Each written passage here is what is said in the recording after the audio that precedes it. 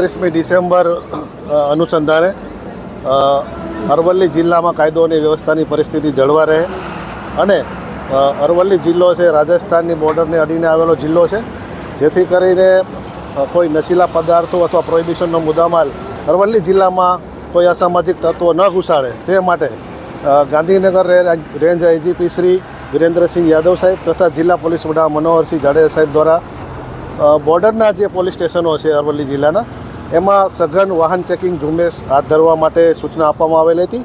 જે અનુસંધાને જિલ્લામાં કુલ 10 ચેકપોસ્ટો કાર્યરત હતી. એ ઉપરાંત 48 જેટલા નાકા પોઈન્ટો તૈયાર કરવામાં આવેલા, ઊભા કરવામાં આવેલા અને સઘન વાહન ચેકિંગ હાથ ધરવામાં આવેલું. જે અંતર્ગત 26 તારીખથી નાઇટથી લઈને આજ દિન સુધીમાં કુલ 298 જેટલા પ્રોહિબિશનના કેસો કરવામાં આવેલા છે. જે પૈકી 105 જેટલા કેસો પ્રોહિબિશન દેશી તથા વિદેશી દારૂના કબજાના કેસો છે.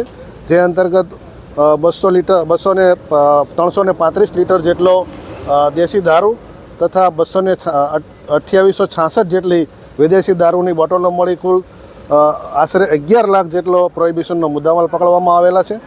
56 જેટલા પીવાના કેસો અલગથી કરવામાં આવેલા છે તથા 137 જેટલા કેસો ડ્રિંક એન્ડ ડ્રાઈવના કરવામાં આવેલા છે.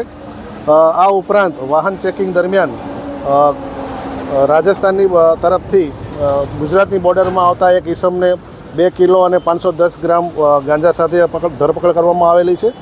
એ ઉપરાંત શામળાજી ચેકપોસ્ટ ખાતેથી યુપીના એક ઈસમને 3 કટ્ટા તથા 18 જેટલા જીવતા કારતૂસ સાથે પકડવામાં આવેલ છે અને આ ચેકિંગની કાર્યવાહી આ સમગ્ર રાઇડ દરમિયાન ચાલુ રહેનાર છે. આજે દિવસ દરમિયાન દારૂ પીધેલાના કેટલા કેસો કરવામાં આવે?